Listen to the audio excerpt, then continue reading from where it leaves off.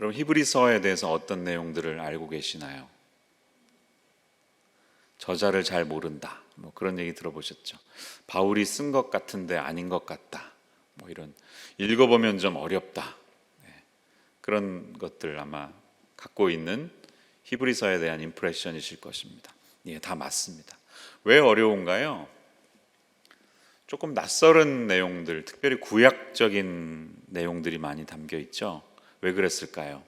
이 히브리서는 주위시 크리스찬, 크리스찬은 크리스찬인데 유대교의 혈통과 배경을 가지고 있는 사람들을 염두에 두고 누군가 쓴 책입니다. 그래서 유대인들이라면 쉽게 와닿을 수 있는데 전혀 거리가 먼 우리들, 뭐 피를 죽이는, 동물 잡는 이야기, 피의 제사, 이런 등등들이 좀 낯설게 와닿을 수 있다는 것이죠. 한 가지 기억하셔야 될 것이 있습니다. 히브리서는 편지가 아니라 설교라는 것입니다. 원래 이 히브리서는 편지로 쓰여진 것이 아니라 누군가가 설교를 위해서 기록한 것이에요. 한번 예를 들어 볼까요? 히브리서 맨 마지막을 보면 13장을 가보시면 22절에 이런 말씀이 있습니다. 형제들아, 내가 너희를 권하노니 권면의 말을 용납하라. 내가 간단히 너희에게 썼느니라. 13장까지 써놓고 간단히 썼대. 무슨 말일까요? 원래는 설교라는 것입니다. 너희들에게 권면의 말을 이렇게 긴 설교를 용납하라. 그러니까 누군가 그것을 기록을 하고 정리를 했겠죠. 그러므로 설교와 편지는 좀 다르죠. 논리가 있고 또 접근하는 방법이 다르기 때문에 어느 정도 낯설게 느껴지실 수 있다는 것입니다. 또 하나, 이게 바울의 저작이 아니다라는 말은 많이 들으셨는데 왜 아닌가요? 라는 질문을 아마 하셨을 것 같아요. 왜 이것이 바울의 저작이 아닐까요? 그 22절 바로 뒤에 보면 우리 형제 디모데가 놓인 것을 너희가 알라. 그가 속히 오면 내가 그와 함께 가서 너희를 보리라. 이런 말씀이 있는 것을 보면 디모데를 잘 아는 사람이기 때문에 바울이 아닐까, 디모데와 친했던 바울이 아니겠습니까? 하지만 아니라는 것입니다. 많은 성경학자들의 답은 아니에요. 그 이유를 여러 가지가 들 수 있는데 네 가지만 생각해 보면, 우선 바울 서신에는 거의 한결같이 나 바울은 이라고 저자를 기록을 한 반면에 여기에는 저자가 누군지 기록이 되어 있지 않습니다. 바울 서신이라면 꼭 바울이라고 적었을 텐데 왜 적지 않았는가, 이렇게 질문이 가능하겠죠. 두 번째, 바울은 항상 주님으로부터 직접 계시를 받았다, 이렇게 말했습니다. 내가 예수님께 직접 계시를 받았다, 간접적으로 들은 게 아니라 나는 디렉트하게 받은 거야 라는 걸 강조하지 않았습니까? 그렇기 때문에 스스로를 사도라고 그렇게 강조를 했죠. 그러므로 그의 서신에도 권위가 있었던 것은 이것이 예수님이 자신에게 직접 한 말씀이라는 확신이 있었기 때문이죠. 그래서 사도의 권위가 있었던 반면에 히브리서의 저자의 말을 보면 주님에 대해서 간접적으로 들은 것처럼 설명합니다. 2장 3절을 보세요. 우리가 이같이 큰 구원을 등한히 여기면 어찌 그 보응을 피하리요. 이 구원은 처음에 주로 말씀하신 바요, 들은 자들이 우리에게 확증한 바니. 이렇게 말했습니다. 그러니까 주님의 말씀을 들은 사람들이 간접적으로 우리에게 증명해 줬다, 이렇게 증거하는 것을 보면 간접적인 나눔이라는 것을 알 수가 있습니다. 세 번째가 이제 많이 들으셨을 텐데, 바울도 필체가 있거든요. 바울이 사용하는 단어라든지 어휘라든지 문체가 있습니다. 다 저자는 다 그런 게 나타나지 않습니까? 박경리 그러면 뭐 이문열, 조정래 이러면 그분들이 쓰는 어떤 작가들의 문체가 있지 않습니까? 바울도 그게 분명히 있는데 바울 서신과는 확연히 다르다, 이렇게 거의 모든 학자들이 이야기합니다. 그러니까 바울이 쓴 글이라는 것을 인정하기가 어렵다는 뜻이죠. 네 번째는요, 신학적인 강조점이 다릅니다. 바울은 바울 서신에서 한 번도 예수님을 대제사장이라고 비유한 적이 없습니다. 놀랍게도 대제사장의 비유를 들지 않았어요. 그렇지만 히브리서의 메인 포인트는 예수님이 대제사장의 기능을 했다는 것이죠. 또 바울은 승천보다는 부활, 대속적인 죽음의 무게를 두었는데 여기에서는 피로써 깨끗하게 되는 것, 약간 제의적인 관점들, 리터지컬 관점들이 히브리서에 많이 등장합니다. 그러니까 같은 주님의 대속을 설명하더라도 자기가 익숙하고 늘 사용하던 개념으로 접근해야 될 텐데 여기서만 독특하게 접근한다는 것이죠. 이런 네 가지 점에서 바울 서신이 아니다, 이렇게 우리는 생각할 수가 있습니다. 그래서 초대 교부였던 오리겐이라고 하는 사람은 누가 히브리서를 썼는지는 오직 하나님만이 아신다, 이렇게 이야기했다고 합니다. 중요한 것은 누가 썼느냐가 아닙니다. 그 말의 포인트가 무엇이며 하고자 하는 핵심 메시지가 무엇인가, 이것인데 1장의 이 서문에서 그 많은 이야기들을 담고 있습니다. 어떤 내용을 알 수가 있을까요? 제가 4절까지 고른 이유는 이게 한 센텐스라는 거예요. 헬라어로 긴 분사로 연결되면서 한 센텐스로 이어지고 있습니다. 우선 우리가 어떤 사실을 알 수가 있습니까? 이 저자는 뭐라고 말합니까? 옛적에는, 다시 말해서 구약 시대에는 하나님이 여러 모양과 여러 방법으로 계시하셨어요. 자신을 드러내셨어요. 다 동의하시죠? 어떤 식으로 드러나셨습니까? 우선 선지자들을 통해서 말씀하셨습니다. 하나님이 선택하신 선지자들이 대언했습니다. 우리가 구약에 알고 있는 많은 시대별로 선지자들이 있습니다. 또 어떻게 말씀하셨습니까? 꿈에 나타나셨습니다. 천사들을 통해서 꿈에 현현하시기도 했습니다. 불과 구름 기둥으로 임하시기도 했습니다. 엘리야에게 여러 방법으로 막 말씀하시잖아요. 불로도 아니고 마지막에 세미한 음성으로 말씀하시는, 이런 하나님이 자신을 나타내는 여러 방법이 있었다는 것이죠. 그런데 뭐라고 말합니까? 이 모든 날 마지막에는 2절 아들을 통하여 우리에게 말씀하셨으니 라고 말합니다. 자, 하나님이 말씀하셨습니다. By His Son. 아들을 통해서 우리에게 말씀하셨습니다. 이렇게 분명하게 증거하고 있습니다. 그러니까 예수님은, 여기서 나타나는 예수님은 하나님의 대언자인데요. 대언자인데 최종적인 대언자다, 이렇게 붙들어야 합니다. 한번 같이 따라해 주실까요? 예수님은 최종적인 예언자이시다. 다시 말하면 예수님 이후에는 더 이상 계시가 없습니다. 아멘이십니까? 그래도 저한테 좀 말씀하시면 좋겠는데 No, you don't have to. 또 다른 계시 받으실 필요 없어요. 하나님이 이 말씀을 통해 다 됐다, 끝이다. 너희들이 구원에 대해서 알아야 할 것은 이 성경에 다 있어. 더 이상 깊이 들어가려고 하지 말고, 성경이 말하지 않는 것은 접근하려고 하지 말고, 성경이 말하는 만큼만 접근해도 이미 평생 동안 파고들어도 충분한 하나님의 계시가 여기에 있다는 사실에 만족하라는 것입니다. 아멘이신가요? 이게 만족이 안 되기 시작하면요, 이제 막 잔뿌리를 치시기 시작합니다. 가지 않아도 되는 기도원에 다니기 시작하시고, 우리 그냥 예배드리고 일반적인 성경 공부하면서 배워도 충분한 것들에 만족 못하고 뭔가 더 자꾸 센 것을 찾죠. 그 마음은 압니다. 왜냐하면 우리는 점치지 말아야 되잖아요. 기독교인들이 이렇게 점쟁이들한테 가는 이유가 있대요. 일에 대해서 하나님이 말씀 안 해주시니까 우리 아들 어느 대학 갈까? 누구랑 결혼할까? 직장의 잡을 뭘 추구해야 될까? 이런 실질적인 질문에 대해서 너무 우리 궁금해하죠. 그렇지만 하나님이 뭐라고 하시는 겁니까? No. 이 일반적인 하나님의 계시로 너희들의 삶을 살아가기에는 충분하다.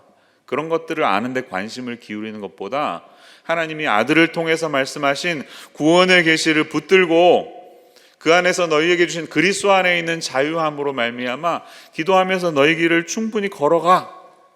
그리고 매일매일 기도 속에서 예수님을 통해서 열어주시는 하나님의 보좌 앞으로 들어가.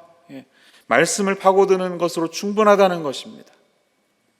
더 센 것을, 더 새로운 음성을, 새로운 계시를 찾지 말라는 것입니다. 이 마지막 날이 언제예요? 마지막 날.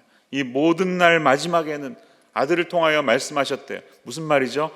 예수님이 마지막입니다. 마지막 날은 앞으로 오기도 하지만 이미 왔다는 거예요. 어떻게 왔어요? 예수님의 초림이 마지막이고요, 재림이 그 마지막의 완성입니다. 아멘이시죠? 우리는 그러니까 마지막 때를 살고 있는 거예요. 하나님의 관점에서는 예수님이 오셨을 때 마지막이 시작이 됐어요. 소프트웨어의 알파 버전이 있고 베타 버전이 있지 않습니까? 처음 소프트웨어를 출시하기 위해서 준비한 것을 알파로 냈다가 뭔가 그래도 이것을 그냥 내기에는 미흡하다 하면서 배탈을 풀죠. 그래서 전문가들에게 무료로 나눠주면서 오류를 찾아주십시오, 좀 써보십시오 하면서 배탈을 풉니다. 그러다가 드디어 베타 버전의 정보가 모여지면 최종 버전이 나오지 않습니까? 이 비유가 적절하진 않아요. 왜냐하면 구약도 오류가 없는 건 아니죠. 구약도 완전한 것입니다. 그렇지만 최종 버전이 나오면 사람들은 더 이상 베타 버전에 마음을 두지 않죠. 이 아들을 통해서 하나님이 시작하신 마지막 때에 계시하신 주님 그리스도를 통한 계시가 최종이다.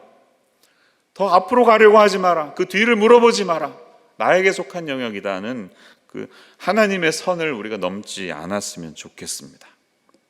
그것이 우리가 건강하게 또 겸손하게 신앙생활할 수 있는 굉장히 중요한 것입니다. 하나님이 말씀하시지 않으면 앞서가지 않겠습니다. 말씀하신 만큼만 알기에도 제 70년, 80년, 90년 평생 살기에 부족합니다. 이렇게 생각하시면 좋겠어요. 저도 이제 담임 목사로 얼마나 오래 할지 맥시멈 앞으로 해봐야 15년 더 할 텐데요.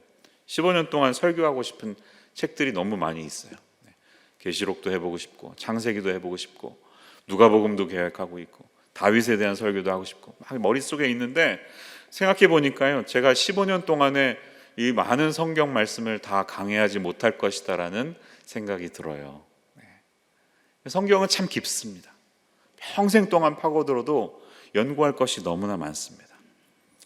그 한 권을 파고들기에도 너무나 부족한 삶을 살고 있어요. 예수님을 통해서 말씀하신 이 최종적인 계시로 완성되었다. 구원에 대한 계시는 이 사실을 붙드시고 말씀을 읽어 내려가시기를 축원합니다. 무슬림들이 뭐라고 그러는지 아시죠? 무슬림의 5가지 신앙 중에 첫 번째가 신앙 고백인데, 우리가 뉴스에서 많이 듣는 알라후 악바를 막 소리 지르잖아요. 알라후 악바, 알라는 위대하다. 그리고 말하는 이어지는 내용이 있어요. 그리고 무하마드는 알라의 선지자다, 이렇게 말합니다. 이 사람들은 이렇게 믿어요. 예수님도 선지자였대요. 예수님도 하나님이 보내신 선지자였는데 완전하지 않았대. 그런데 무하마드가 최종 선지자였다는 거예요. 예수님보다 600년 더 후에 태어났죠.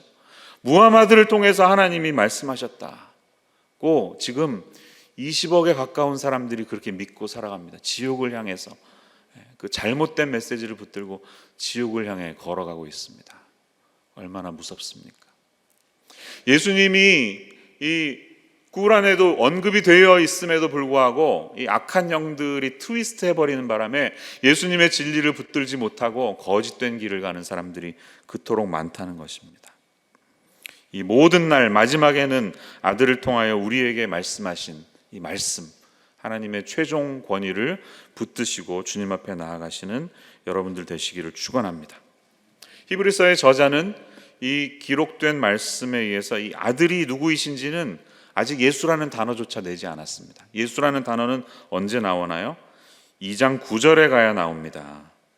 영광과 존귀로 관을 쓰신 예수를 보니. 근데 계속해서 지금 아들 이야기를 쭉 2장 9절에 갈 때까지 하고 있어요. 왜 그럴까요? 그는 하나님과 그분의 아들, 아버지와 아들의 관계를 지금 강조하고 싶은 거예요. 그래서 1장 앞부분의 포인트는 이 하나님의 아들이 천사보다 위대하다, 그걸 얘기하고 있는 겁니다. 왜 천사보다 위대함을 강조했을까요? 이 당시는 천사를 숭배하는 사상들이 있었습니다. 골로새서에도 잠깐 그런 내용이 나오죠. 천사를 신처럼 여기면서 숭배하는 사람들이 있었는데 아닙니다, 다 가짜입니다 라고 말하면서 이 아들 예수가 천사보다 훨씬 위대한 분입니다 라고 자신의 포인트를 내밀고 증거하고 있어요. 그리고 나서 뒤에 가면 모세보다 위대합니다 이렇게 말하죠. 모세는 유대인들의 그냥 끝판왕이거든요. 유대인의 최종 선지자. 근데 모세보다도 위대하신 분이 여기 있습니다. 그게 이제 논지를 쌓아가는 것이죠. 그런데 이 히브리서 저자는 아버지와 아들의 관계를 강조하고 싶은 거예요. 왜 그럴까요? 여러분, 아버지와 아들은 어떤 관계입니까? 자, 하나님은 사람을 만드시죠. 성경이 하나님이 사람을 만드셨다고 했죠. 하나님이 사람을 낳으셨습니까? 아니요, 성경이 그렇게 얘기 안 해요. 하나님은 사람을 만드시지만 하나님은 아들을 만드십니까? 낫습니까? 낫습니다. 이게 지금 저자가 말하고 싶은 거예요. For God so loved the world that He gave His one and only begotten Son. begotten Son이라는 말을 쓰잖아요. 이 말은 우리가 잘 안 쓰는 영어의 beget라는 동사에서 나왔죠. beget이 분사로 된 begotten이잖아요. beget, begotten. 자, 이것을 잘 구분하는 것이 중요합니다. C.S. 루이스라는 분 아시죠? 그분이 쓴 책 중에 이 Mere Christianity라는 책이 있습니다. 고전인데 크리스찬으로서는 한 번은 읽어야 하는 그런 10권 중에 한 권이라고 저는 생각합니다. 이 책에 보면 이 비게트, 만들다와 나타를 설명하는 부분이 나와요. 굉장히 이게 파워풀합니다. 이렇게 말합니다. 현대 영어에서는 나타나 태어나다, 비게링, 비가튼이라는 말을 쓰지 않지만 그 뜻은 누구나 알고 있습니다. 낳는다는 것은 아버지가 된다는 뜻이고 창조한다는 것은 만든다는 뜻이죠. 이 두 단어의 차이는 이런 것입니다. 여러분이 낳는 것은 여러분과 같은 종류에 속한 것입니다. 즉 사람은 사람의 아이를 낳고 비버는 비버 새끼를 낳으며 새는 새 새끼로 부화될 알을 낳습니다. 그러나 여러분이 만드는 것은 여러분과 다른 종류에 속한 것입니다. 즉 새는 둥지를 만들고 비버는 댐을 만들며 사람은 라디오를 만듭니다. 그러면서 하는 이야기예요. 하나님은 하나님을 낳습니다라는 거예요. 사람이 사람을 낳듯이. 그러니까 예수님은 하나님에 의해서 창조된 존재, 만들어진 존재가 아니라 하나님이 낳으신 존재라는 겁니다. 이해가 되시죠? 예수님만이 하나님이 낳으신 존재예요. 다른 모든 것들은 피조물입니다. 그렇지만 예수님은 하나님이 낳으셨습니다. 이것을 우리가 오해하면 안 됩니다. 아버지가 아들보다 그래도 우월하니까 뭔가는 다르겠지. 아니에요. No, 그 뜻이 아니에요. 하나님과 예수님이 동등하신 분이시라는 거예요. 이게 성경이 일관되게 말씀하는 것이죠. 그런데 하나님은 예수님을 만들지 않으셨고 낳으셨다는 것입니다. 신앙생활 하실 때 이 사실에 대해서 흔들리지 마시기를 바랍니다. 우리가 붙들어야 할 진리입니다. 초기 기독교부터 지금까지 이 아들 예수가 누구이신가에 대해서 오해하면서 수많은 이단들이 갈라져 나옵니다. 일단 예수님의 그 원래 위치를 흔들어대기 시작하면서 하나님보다 조금 못한 존재인 것을 각인시킨 다음에 그 다음에 어떻게 해요? 교주들이 자기가 예수님이랑 비슷하다고 말해요. 이렇게 접근해요. 그래서 내가 메시아고 내가 재림 예수고 내가 예수님이랑 비슷한 존재야. 이런 식으로 접근하는 거예요. 그렇죠? 우선 해야 될 게 뭐예요? 하나님은 예수님과 다르다는 것을 인식을 시켜야 합니다. 그래서 이단들은 계속 그걸 흔들어대는 거예요. 예수님이 하나님보다 조금 아래다라는 것을 자꾸 강조하는 것이죠. 여기에 모든 그 이단의 출발이 있습니다. 313년에 밀라노 칙령이 있었다는 것은 많이 알고 계시죠? 가정교회 세미나 들으시면 그 얘기 하잖아요. 밀라노 칙령을 통해서 로마의 공인 종교가 기독교가 됐어요. 그건 다 아는데 318년쯤이 되면 굉장히 컨트로버셜한 한 인물이 이 중동 고대 근동, 그러니까 지중해 근방의 모든 기독교 서클에 영향을 미치기 시작합니다. 당시 이집트의 알렉산드리아의 장로로 섬기던, 지금의 목사라고 할 수 있는데 아리우스라고 하는 사람이에요.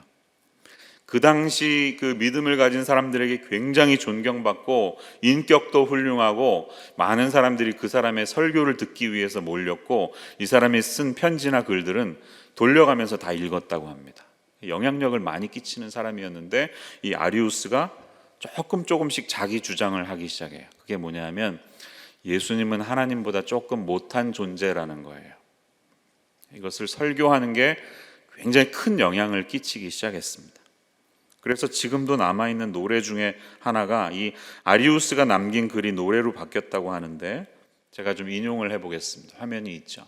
이거 아리우스가 쓴 글입니다. 이게 노래로 바뀌었대요. 창조주 하나님이 성자를 만드셨도다. 만물의 처음이 창조되었고 하나님은 성자를 입양하여 그 스스로 진행하게 하셨도다. 그러나 성자의 본질은 성부의 본질과는 동떨어진 것이니 성자는 성부와 동일하지 아니하며 동일한 본질을 갖고 있지 아니하도다. 하나님은 지혜가 충만하신 성부이시며 성자는 성부의 신비를 가르치는 분이시니 거룩한 삼위의 각 위는 동일한 영광을 공유한 것은 아니로다.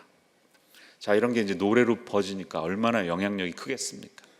찬양 예배 때마다 막 찬양 부르면 위기가 왔어요.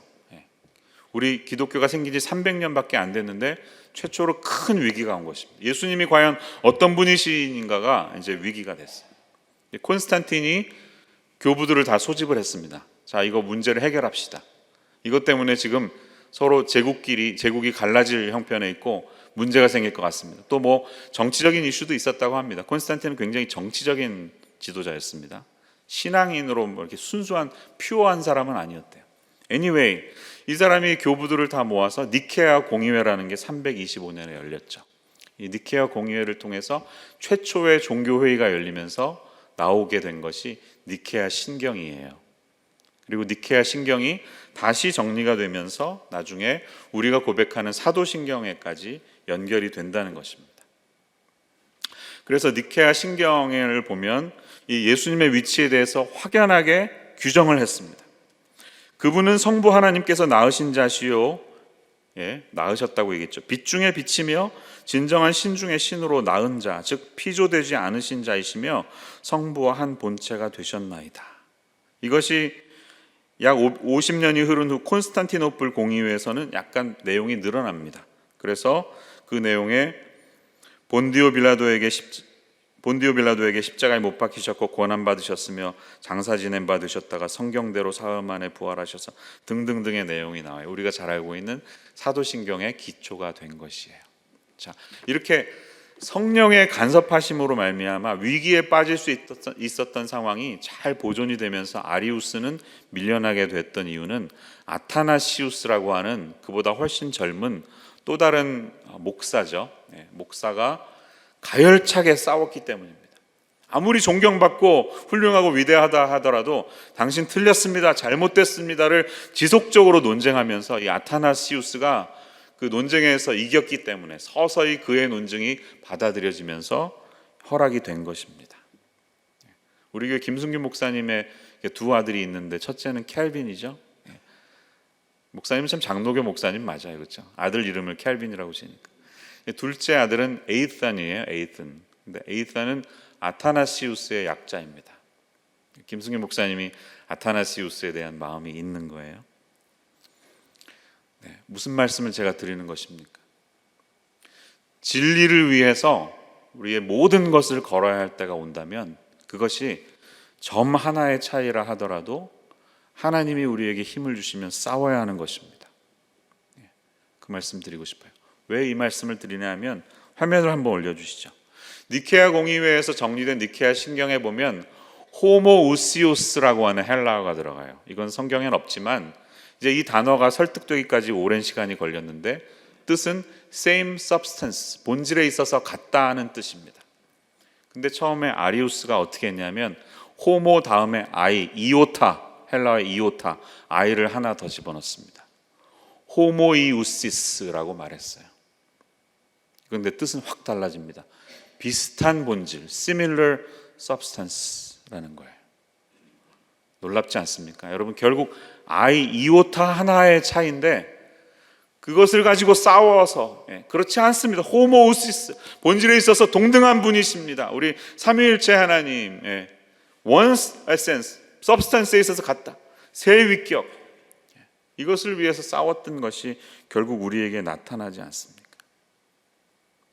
우리가 믿는 예수님은 하나님과 동등된 분이시고 오늘 말씀처럼 하나님이 창조 세계에 함께 하셨던 분이시는 것을 믿으시기를 바랍니다. 이 아들을 만유의 상속자로 세우시고 또 그로 말미암아 모든 세계를 지으셨느니라. 예수님으로 말미암아 모든 세계가 지어지신 줄을 믿으시기를 바랍니다. 우리 주님 그런 분이십니다. 아들인데 그건 우리 생각이고요. 사람이 하나님에 대해서 생각하는 것이고 하나님이 예수님을 만들지 않으시고 예수님을 낳으셨음을 언제나 기억하시기를 바랍니다. 고린도전서 8장 6절은 이렇게 말하죠. 뭐라고 말씀하십니까? 만물이 그로 말미암고 우리도 그로 말미암아 있느니라. 예수님이 처음에 창조의 세계에서부터 하나님과 동등된 권세로 창조를 주관하신 분이심을 증거하고 있습니다. 골로새서 1장 16절 만물이 그에게서 창조되되 라고 말했습니다. 후반에 권세들이나 만물이 다 그로 말미암고 그를 위하여 창조되었다고 성경은 증거합니다. 또 여러분 잘 아시는 요한복음 1장 3절 뭐라고 말씀하십니까? 만물이 그로 말미암아 지은 바 되었으니 지은 것이 하나도 그가 없이는 된 것이 없느니라. 할렐루야. 이 주님께서 어떻게 하고 계신다고요? 3절 말씀 보세요. 그의 능력의 말씀으로 만물을 붙드시며, 하나님의 말씀으로 이 만물을 다 주관하고 붙들고 계시다는 말이에요. 이 붙들다라는 단어가 좀 눈에 다가오는데요. 페론이라는 단어는 모든 것을 유지하고 있다는 뜻입니다. 아주 흔들림 없이 다 유지하고 있다는 것입니다. 지구가 어떻게 하면 23.5도가 기가 막히게 각도가 돼서 그게 자전하고 공전하고 연결되면서 모든 만물들이 태양의 강렬한 빛에 하나도 타지 아니하고 1m만 앞으로 가서도 다 타 죽는다고 그러는데 타지 않고 이렇게 절묘하게 여름과 겨울과 봄과 가을이 돌아가면서 만물이 다 창조되고 사계절이 있으며 우리가 거기에서 햇빛에서 나는 식물로 말미암아 먹을 것을 먹는 이 진리가 유지되는 이유가 어디 있습니까? 예수님이 붙들고 계시기 때문입니다. 주님이 이 세상을 주관하고 계시고 유지하고 계시고 붙들고 계시기 때문입니다. 선하신 하나님께서 저와 여러분의 인생도 붙들고 계십니다. 2021년 여러 위기 속에서 여기까지 왔습니다. 오미크론의 위협이 또 우리를 다가오고 있습니다. 그러나 우리는 견뎌나가고 싸워서 승리하고 마침내 이기게 될 것입니다. 왜? 주님께서 우리를 주관하고 계시고 우리를 붙들기 때문이십니다. 주님, 우리를 주관하시는 주님 영광 받으시고 새해도 주님 앞에 붙들림 바 되는 우리 믿음의 사람들 되게 하여 주옵소서. 이렇게 고백할 수 있는 저와 여러분의 삶이 되시기를 축원합니다. 기도하겠습니다. 우리의 왕 되신 주님, 만물이 주님으로 말미암고 주님을 위하여 창조되었음을 믿습니다. 하나님과 동등됨 존재이시지만 동등됨을 취할 것으로 여기지 아니하시고 우리 가운데 가장 낮아지신 모습으로 이 땅에 오신 주님을 묵상하는 대강절의 시간이 되게 하여 주시옵소서. 세상은 여러 가지 전쟁의 소문, 질병의 소문으로 어지럽지만 주님이 말씀으로 모든 만물을 붙들고 계시다는 확실한 사실 앞에서 저희들 안전한 마음을 갖게 해주시고 주님 주시는 평강 가운데 예수 그리스도를 붙들 수 있는 우리들이 되게 하여 주옵소서. 예수님의 이름으로 기도합니다. 아멘.